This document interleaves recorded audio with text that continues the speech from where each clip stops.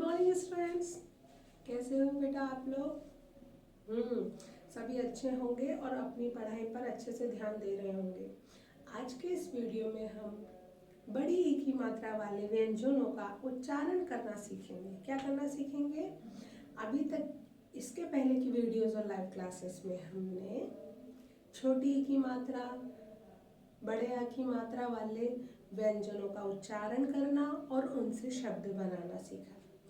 कल की वीडियो में हमने छोटी ई की मात्रा वाले शब्दों का उच्चारण करना सीखा था और उनको बनाना सीखा था। आज हम इस वीडियो में बड़ी ई की मात्रा का उच्चारण करना और इससे व्यंजनों को किस तरह से रोधार्य किया जाता है, बड़ी ई की मात्रा को किस प्रकार से व्यंजनों पर सिरोधार्य किया जाता है, आज हम यह भी सीखेंगे।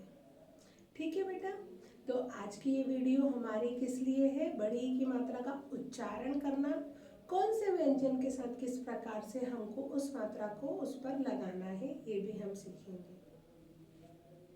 ठीक है, अब बड़ी ई की मात्रा का उच्चारण हम कैसे करते हैं? जैसे हम थोड़ा सा उचकते हैं ना, ऐसे करके, इस प्रकार से। जब हम छोटी बोलते तो ई ऐसे बोलते ना, तो गर्दन भी ऊपर जाती है, आंखें भी ऊपर जाती है, मुंह भी ऊपर जाता है, हाथ भी ऊपर जाता है ना।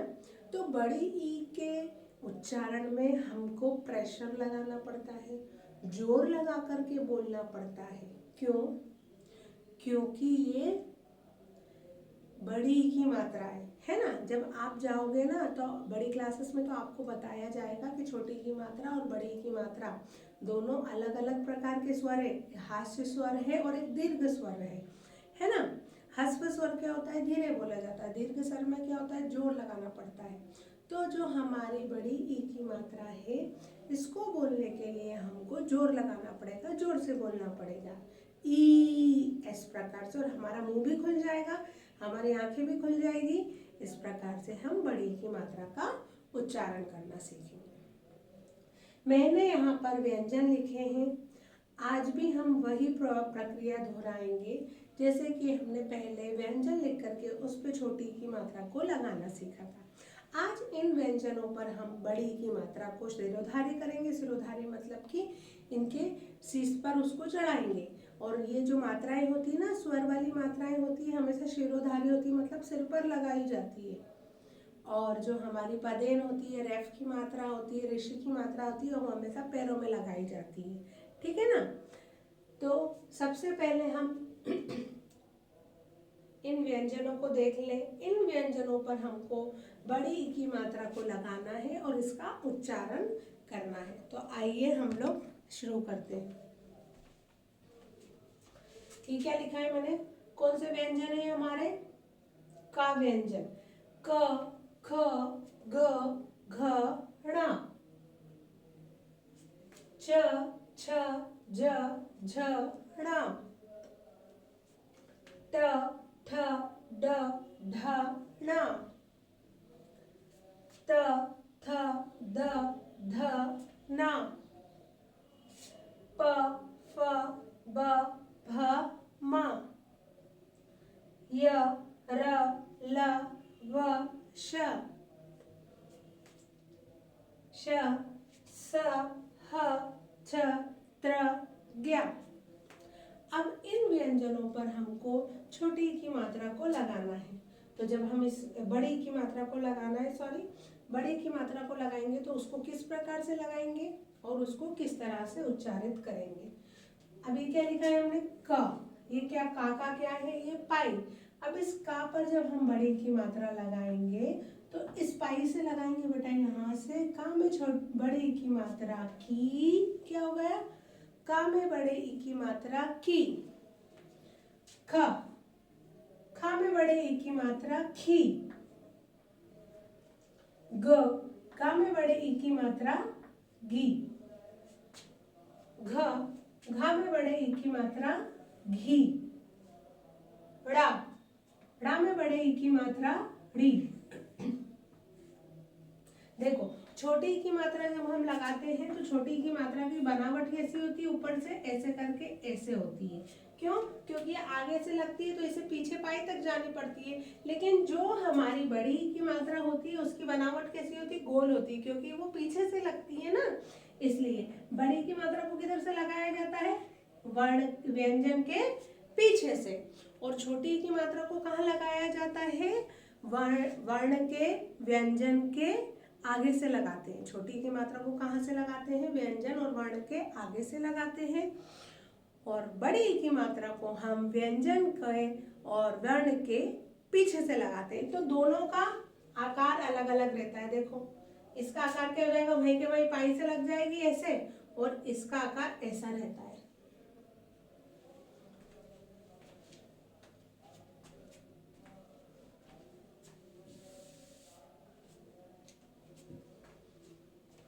टा में बड़े ई की मात्रा टी, ठा में बड़े ई की मात्रा ठी, टा में बड़े ई की मात्रा डी, ठा में बड़े ई की मात्रा ढी, टा में बड़े ई की मात्रा ढी।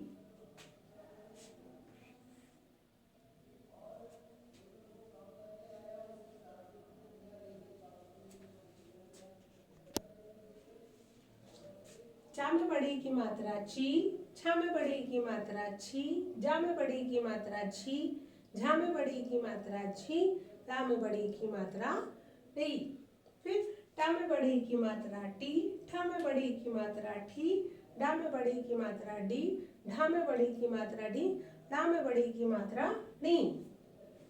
फिर टा में बड़ी की मात्रा ती, था में बड़ी की मात्रा थी, दा में बड़ी की मात्रा दी, धा में बड़ी की मात्रा धी, और ना में बड़ी की मात्रा नी।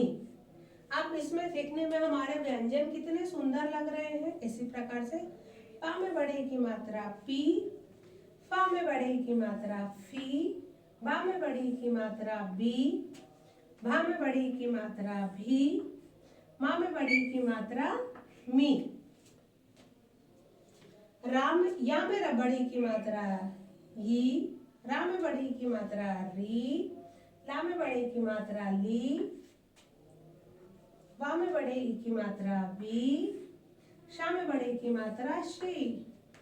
फिर सा में बड़ी की मात्रा सी, शा में बड़ी की मात्रा शी, हा में बड़ी की मात्रा ही, छत्रपति में बड़ी की मात्रा छी, त्रा में बड़ी की मात्रा त्री, और ज्ञा में बड़ी की मात्रा घी। इस प्रकार से हम इन व्यंजनों पर इन मात्राओं को चढ़ाते हैं और इनका उच्चारण करते हैं।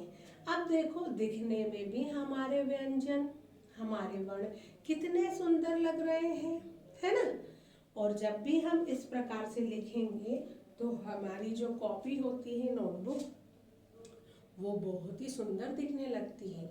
और जब भी कभी हमसे कोई कहे कि हमें कुछ आपको हिंदी में लिखकर आपसे कहे कि लिखकर बताओ, और जब आप लिखोगे इस प्रकार तो ऐसा लगेगा जैसे कि नोटबुक, आप जो बुक में प्रिंट आते हैं ना, प्रिंट अक्षर में आपने लिखा है।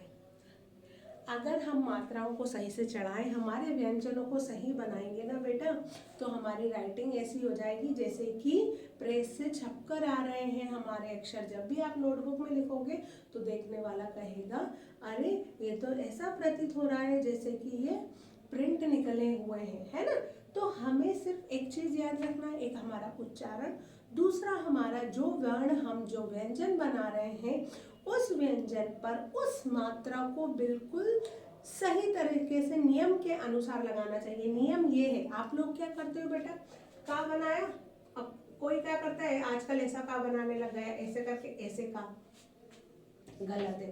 का हमारा ऐसा ही बनना चाहिए, ये हमारा का है ना? खा आजकल क्या करते हैं सब लोग, खा बना दिया ये नहीं, खा हमारा इस प्रकार से ही बनेगा, है ना?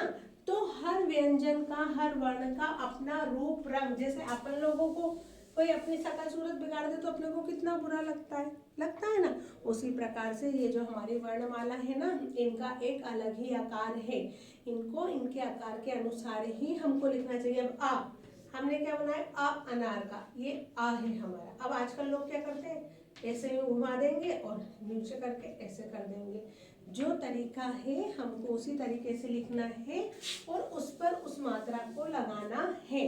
और एक गलती आप क्या करते हो, जैसे का बनाया हमने, का बनाने के बाद आपसे बोला बड़ी की मात्रा लगाओ, तो ऐसे लगा दोगे, एक ऐसे लगा देंगे। बेटा मात्रा लगाने का नियम मैंने बताया ना, इस पाई पर हमारी मात्रा टिकना चाहिए। अब का में बड़ी की मात्रा, ये बड़ी की लग गई, और का में छोटी की मात्रा लगाएंगे हम तो कैसे लगेगी, ये का, और का में ये छोटी की मात्रा, है ना। तो ध्यान रखो, इन नियमों का पालन करो, और अगर आप अभी से ये सारी चीज़ें फॉलो करोगे तो आप आगे की क्लास में जाके आपकी राइटिंग भी अच्छी होगी और हमेशा आपको नोटबुक में गुड और वेरी गुड मिलेगा। तो बेटा आज की इस वीडियो में हमने क्या सीखा, बड़ी की मात्रा को लगाना सीखा और बोलना सीखा। किस पर सीखा हमने, व्यंजनों पर, वर्ण पर लगाना सीखा। वर्णमाला में तो हमारे पूरे आ से ज्ञानी तक वर्ण होते हैं, है ना, लेकिन हमने मात्रा किस में लगाई जाती है, व्यंजनों पे लगाई जाती है ना। तो हमने इन व्यंजनों पर आ की मात्रा लगाना सीखा। तो आज की इस वीडियो में इतना ही, बाकी हम नेक्स्ट वीडियो में पढ़ेंगे।